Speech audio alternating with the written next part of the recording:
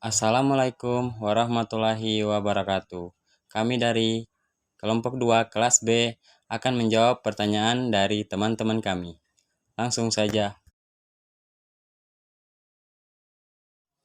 Langsung saja. Prosedur penyusunan alat penilaian hasil belajar berbasis indikator pembelajaran. Pertama, penetapan indikator pencapaian kompetensi, di mana indikator merupakan ukuran karakteristik ciri-ciri pembuatan atau proses yang menunjukkan ketercapaian suatu kompetensi dasar. Indikator dirumuskan dengan menggunakan kata kerja operasional yang dapat diukur seperti mengidentifikasi, menghitung, membedakan, menyimpulkan, menceritakan kembali, mempraktekkan, mendemonstrasikan, dan mendeskripsikan. Indikator pencapaian hasil belajar dikembangkan oleh pendidik dengan memperhatikan perkembangan dan kemampuan setiap peserta didik. Keluasan dan kedalaman kompetensi dasar merupakan acuan yang dilakukan untuk melakukan penilaian 1 KD dapat dikembangkan menjadi 1 atau lebih indikator. Indikator pencapaian kompetensi yang menjadi bagian dari silabus dijadikan acuan yang dilakukan untuk melakukan penilaian.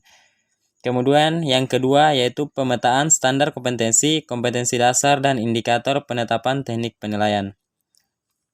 Setelah menjabarkan kompetensi dasar menjadi beberapa indikator, maka langkah selanjutnya adalah menetapkan kriteria ketuntasan setiap indikator, rentang persentase kriteria ketuntasan.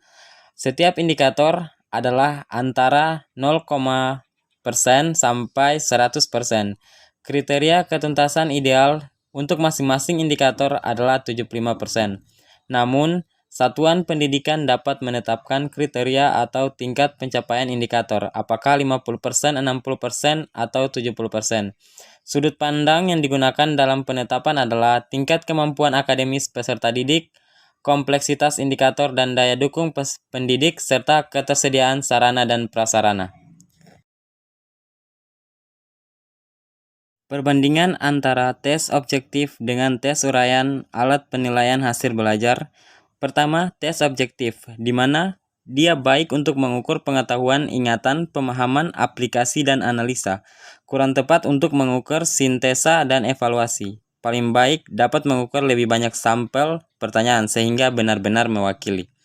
Yang kedua, ada tes uraian. Kalau tes uraian dia kurang baik untuk mengukur ingatan, baik untuk mengukur pemahaman, aplikasi, analisa.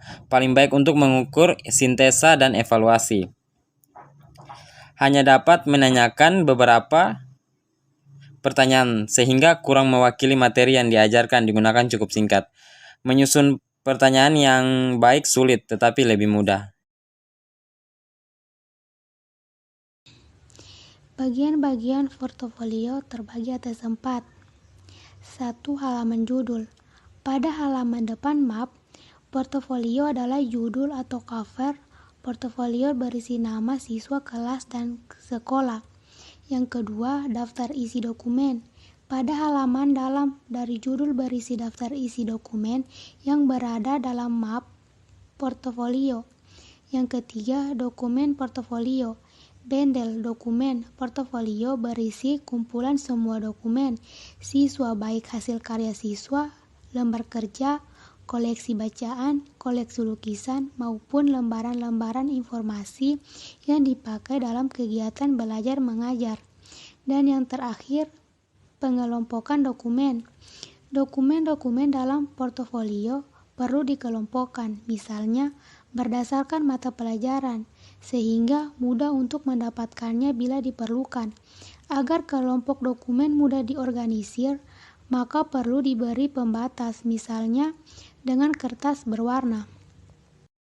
Baik teman-teman, itulah jawaban dari pertanyaan dari materi yang telah kami presentasikan. Ucapan terima kasih buat teman-teman yang sudah berpartisipasi dalam memberikan pertanyaan. Kurang dan lebihnya kami mohon maaf. Billahi taufik wal hidayah. Wassalamualaikum warahmatullahi wabarakatuh.